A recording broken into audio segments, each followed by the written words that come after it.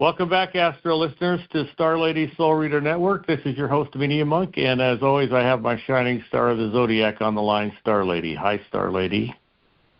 Hello, Media Monk.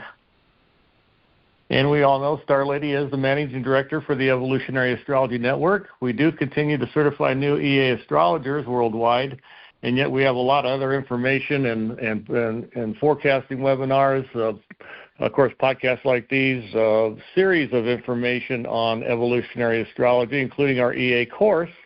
Take a look at that at www.evolutionaryastrology.net.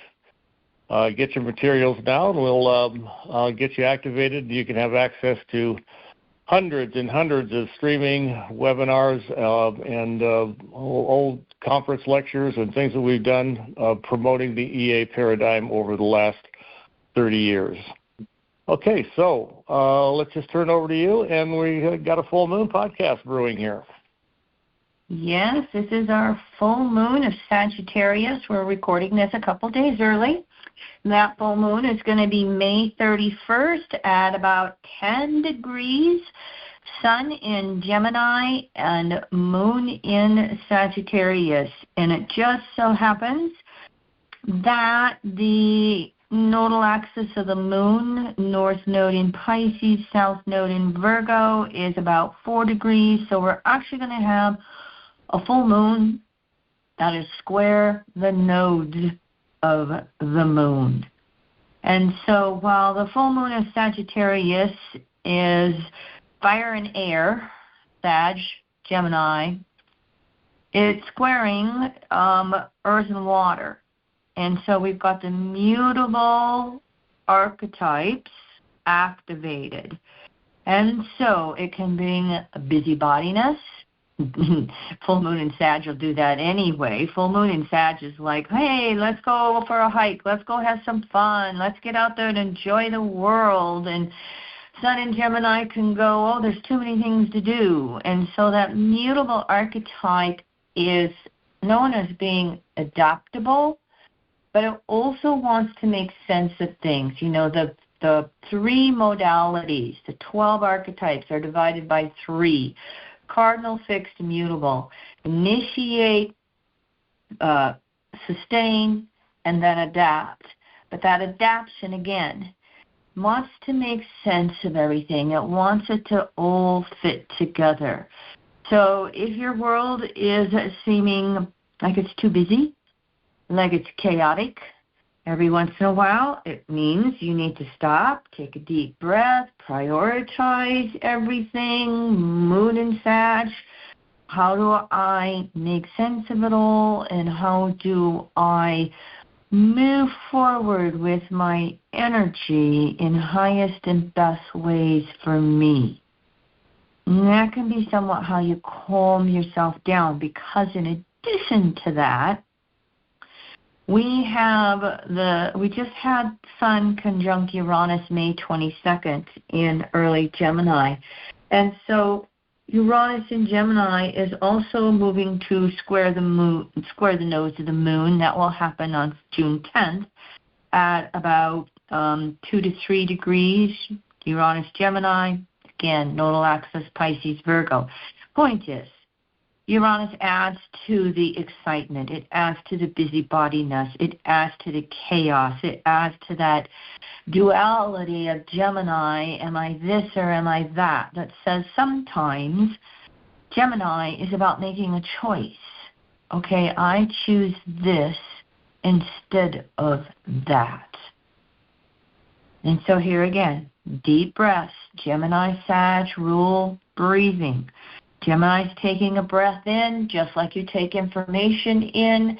Sagittarius is the breath out, just like you make sense and release what doesn't work for you anymore. So literally, breath in, breath out, to pace yourself through this active full moon. If you're out there in the Northern Hemisphere, beautiful summer evening skies. I am thoroughly enjoying it. And I'll mention it on the new moon, every new moon, where you get to see Jupiter and Venus with that sliver of the moon in the evening sky. So beautiful sunsets and evening skies when you don't have clouds to go out and enjoy nature if you can. So, the other things that are going on in the midst of all of this busybodiness of the full moon and Uranus square the nodes of the moon. By the way, one more thing. I may have said this before, but Uranus is about the individualization process. It's about breaking free from conditioning factors on all levels and being who we uniquely are. And as Uranus is finished up 7 years in Taurus, has been working on our value systems on deep levels. I'm going to speak to Chiron in Taurus in just a minute. But now Uranus has went into Gemini. We have to then take that foundation of our inner value system and that inner relationship with ourselves. And Uranus in Gemini, we have to go back out into the world. And we have to relate to the world. And we have to relate to the world in ways that make sense for us. I mean, we're all being bombarded with technological revolutions with Uranus in Gemini and its trines to Pluto and Aquarius. And so it's very important that we can be congruent with ourselves, to be gentle and kind to ourselves. Uranus, who am I? That individualization process. Who am I in relation to my world, in relation to my family, to society, to a partner, to children, to parents? Who am I in relation to my world? And yes, Uranus in Gemini has us going back out into that world and really communicating and interacting with everyone. However, we must be careful not to lose sense of who we are. Now, what's interesting, as Uranus has left Taurus and moved into Gemini, Chiron is finishing up about an 8-year cycle through Aries, and it's getting ready to go into Taurus for the next 7 years. Chiron will move into Taurus on June 19th, just before the summer solstice, and initiate, again, a brand new cycle and archetype of how we are in process of healing ourselves.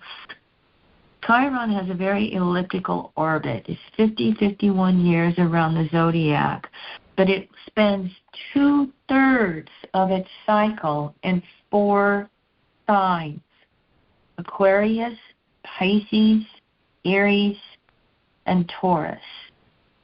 And so it can feel like Chiron has these long orbits with what we've been experiencing over the last couple of decades. Then it's going to have a long 7-year transit through Taurus. Then it speeds up, and it goes through the other 8 signs in 1/3 of its cycle, 1/3 of the timing of its cycle. 51 divided by 3, what is that going to be? Something like 17 or 18. I'm not in my math left brain right now. So I just wanted to give us a little bit of a heads up. It's going to go into Taurus June 19th. It's going to retrograde back into Aries September 17th, in the middle of a retrograde cycle that dips back to Aries for the last time for the next 50 years. And then it will again have a good 6 years in Taurus, 7-year cycle through Taurus. Chiron in Taurus is going to follow Uranus and go, wait a minute, what is really important to me in my world? What is really important for the planet? It will bring up more survival issues. It will bring up more climate change issues. It can also show the wounding of extremism, of inequality, the haves and have-nots. And Chiron's going to come along and make its first quarter squares to Pluto in Aquarius. And so as we move into those first quarter squares, we can definitely feel perhaps the masses rising up on how we are going to deal with all of these inequalities that are going on. Now, it so happens that in this wide orbit of theirs, Chiron is going to make 1, 2, 3, 4, 5 squares to Pluto between 2028 and 2030. The last time we had Chiron in Taurus, hold on, I'm changing pages. I'll have Media Monk send you the webinar I did on this for a while back. It has a lot to do with, biological survival of the species, Taurus being the polarity to Scorpio. Chiron squaring Pluto over the rest of this decade, ruler of Scorpio, can bring all kinds of issues in that regard. So the last time Chiron was in Taurus, we, created a drug for herpes. We eliminated smallpox. We figured out what the AIDS virus was. We had the Legionnaire's disease that came along. It was a viral disease, if you remember that one. And so there was quite a bit in the arena of medicine and health when Chiron was in Taurus. And so here we are with the Ebola going along, with measles coming back, and, I'm not here to say yay or nay about vaccines. It's a personal choice, but on a broad collective level, they have helped a lot of people survive. We also, John Lennon was assassinated. Elvis Presley had a drug overdose. Oh, by the way, the last time we had Chiron in Taurus, we had the oil embargo crises and the Iranian hostages. I wonder if we will actually be done with Donald Trump's war in Iran with Chiron going into Aquarius or not. Stay tuned. We'll find out. Point, again, for all of us on an individual level is how are we surviving? How are we taking care of ourselves with food, clothing, and shelter? We all have to look at it on a personal, individual level, and we all have to make efforts to do it as best as we can. And as we move from survival into the flourishing of Taurus, do we, hoard it, exclude others, or do we share and include? That's the whole, patriarchal versus matriarchal principles that evolutionary astrology talks about. So again, we'll see more of this coming up. We'll talk about Chiron and Taurus a little more next podcast as well. Look for our webinar, Chiron in Taurus, at evolutionaryastrology.net if you would like to. We also have Mercury moving into Cancer June 1st for 2 months. Were you going to say something, Media Monk? Okay. No, I'm just researching where that Chiron in Taurus is at. Okay, thank you very much. And it's very available, yes. Thank you. I didn't mean to make any noise.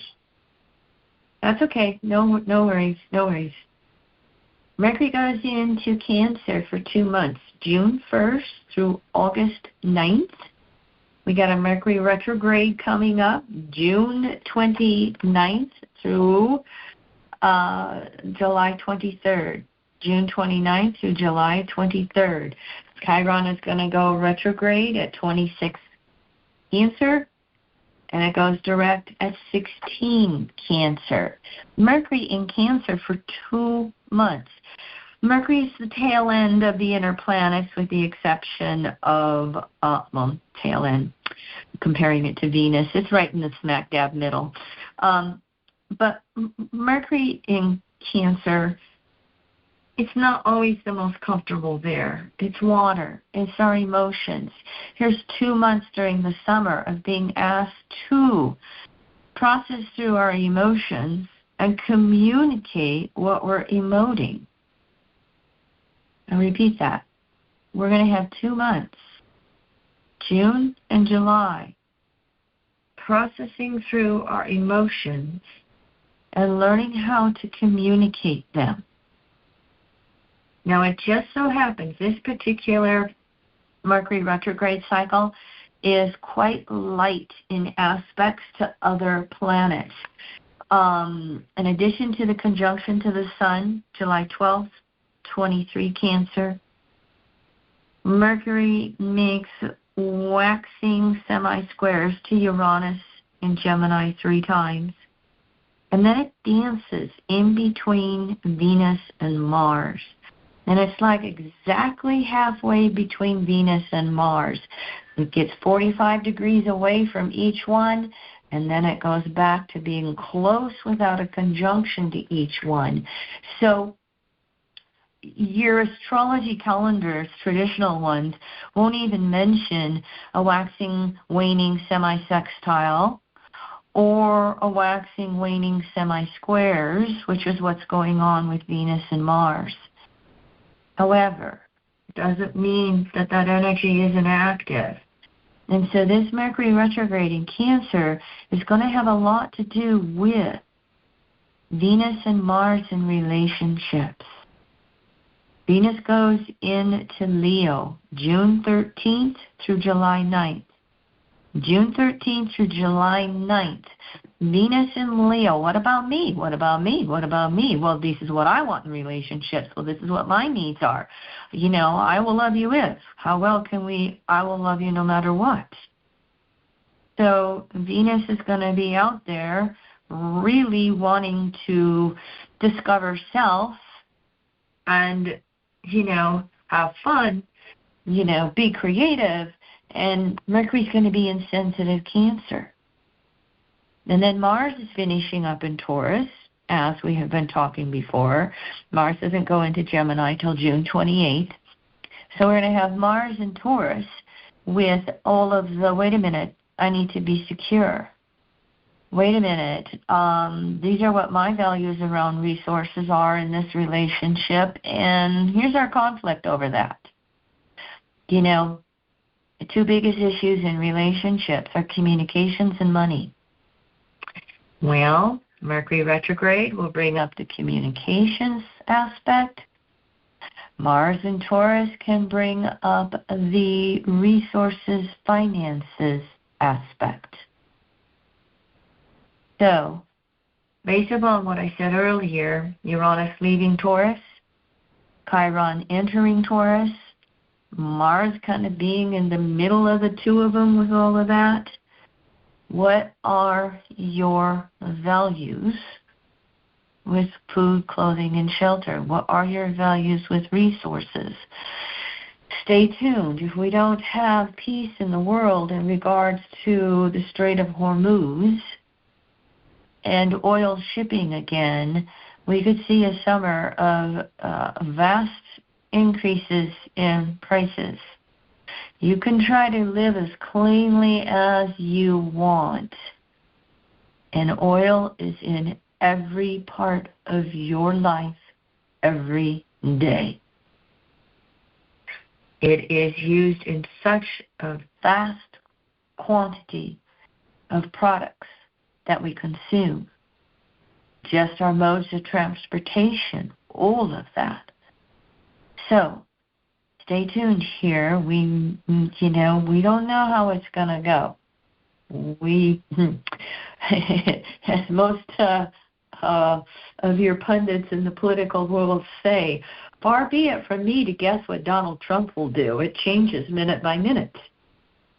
But we've got some planetary guidelines to help us out that are saying, all right, We still have a lot of Taurian energy going on. It might be a time to conserve. It might be a time not so much to live in fear, but to just say, is this a want or a need? And if it's a want, why don't I just wait till tomorrow or next week and see if I still want it? And if it's a need, how do I make sure that it's there in my world?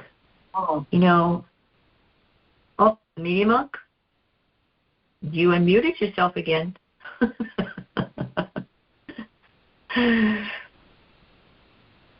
Mercury, after this full moon, is going to make its waxing squares early Cancer to Neptune, June 3rd, 4 degrees Cancer, and then to Saturn, June 10th, 13 degrees Cancer. So as it's getting ready to approach pre-shadow, which is June 12th, those waxing squares to Saturn and Venus, how are we moving forward? How are we processing our emotions? And what is arising for us this beginning of June, emotionally, that we will spend the Mercury retrograde processing through, pondering it.